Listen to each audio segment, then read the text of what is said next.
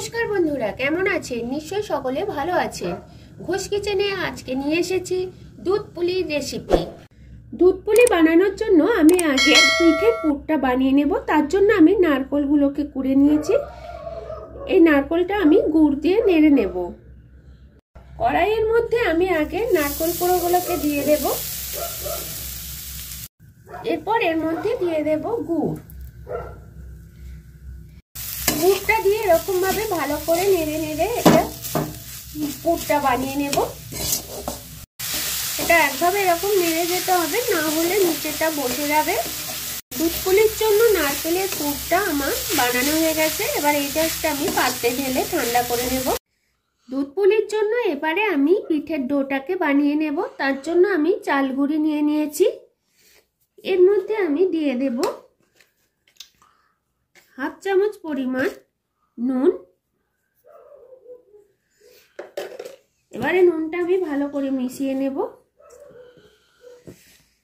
এবং আমি হালকা গরম জল করে নিয়েছি। এই জল গরমটা আস্তে আস্তে দিয়ে আমি এই চাল গুঁড়িটাকে মেখে নেব।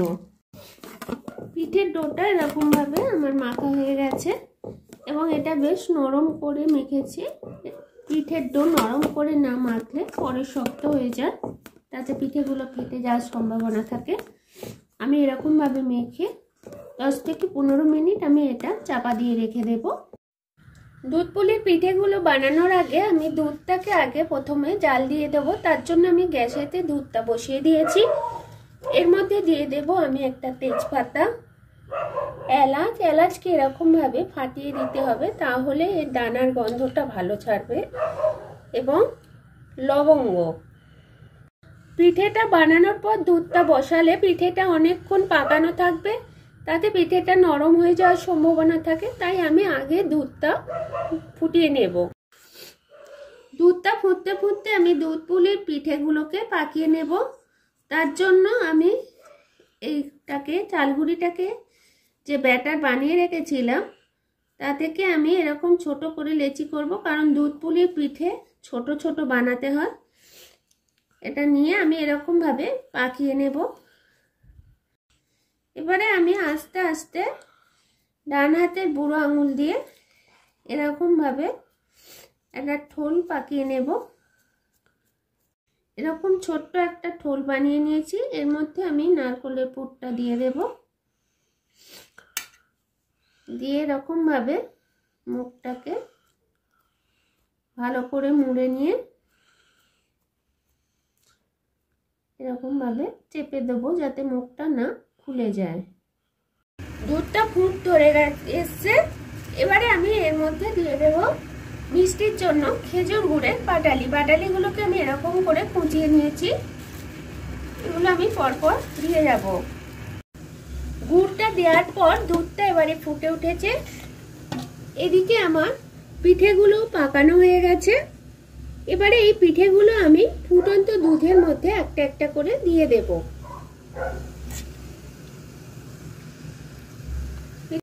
পিঠেগুলো আস্তে আস্তে এইভাবে দিয়ে দিতে হবে। পিঠেটা দেওয়ার পর দুধটা ফুটে উঠলে কিন্তু পিঠেটা খুব বেশি নাড়াচাড়া করা যাবে না, কারণ বেশি নাড়াচাড়া করলে দুধটা পিঠেগুলো ভেঙে যেতে পারে। তাই দুধগুলো নিয়ে যখন এরকম ফুটে উঠে ফেনা হয়ে যাবে, এগুলো একটু সাইড করে দিতে হবে। শীতকালে কিন্তু এই শীতকালে এই দুধ পুলি কিন্তু ছোট বড় সকলেরই খুব প্রিয়। যারা আমার চ্যানেলে এরকম বিভিন্ন রেসিপি দেখতে চান, চ্যানেলটিকে সাবস্ক্রাইব করবেন, তাহলেই আমার সমস্ত রেসিপি আপনারা দেখতে পাবেন। দুধ পুলি এবারে আমার পুরো রেডি। পিঠেগুলো আমার পুরো দুধের মধ্যে সিদ্ধ হয়ে গেছে এবং প্রত্যেকটা পিঠে কিন্তু আমার গোটা গোটাই আছে। দুধ পুলি রেসিপি আমার পুরো রেডি। এরপরে আমার সঙ্গে দেখা হবে পরের ভিডিও, পরের রেসিপি নিয়ে।